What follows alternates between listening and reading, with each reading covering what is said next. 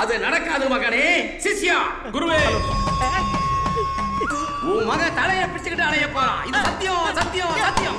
சட்டையை கிழிச்சிட்டு ரோடு அலைய போறான். இது சத்தியம் சத்தியம் சத்தியம். சபாபதியோட விதியை மாத்தணும்னா உனக்கு உன் மகனாவே கிடைக்கணும்னா சிஷ்யா குருவே, காட்டேரி பூஜையில மந்திரிச்சு வச்ச மைடப்பா மேல 3000 ரூபாய் வைக்கணும்.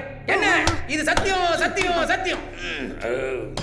இந்த காட்டேரி மைய நவராத்திரி ஆரம்பிச்ச அன்னையில இருந்து பொழுது விடிஞ்சு பொழுது போறதுக்குள்ள தினமும் அவனுக்கு தெரியாம அவன் பின்மண்டையில விரநகப்படாம தடை விடணும். சிஷ்யா இது சத்தியம் சத்தியம் சத்தியம். கவனமா கேட்டுக்க, உன் பையனுடைய தலைவிதியே இந்த மைடப்பால தான் இருக்கு. என்னங்க பர்ஸ மறந்துட்டேன், இப்ப எடுத்துட்டு வந்துடுறேன்.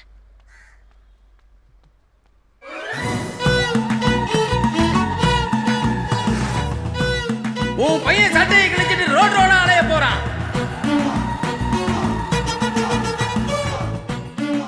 என்னங்க என்ன பாத்துட்டு இருக்கீங்க? வாங்க போலாம். லீலாவதி, ஆ.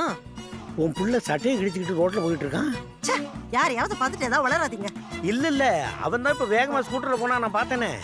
என்னங்க சொல்றீங்க? அவன் எப்படி சட்டையை கிழிச்சுப்பான்? அவன் எப்படி சட்டையை எப்படி கிழிச்சுக்குவானா? ஆ. டா இப்படி கிழிச்சு. டா இப்படி வேணாம், கிழிச்சு. வேணாம்,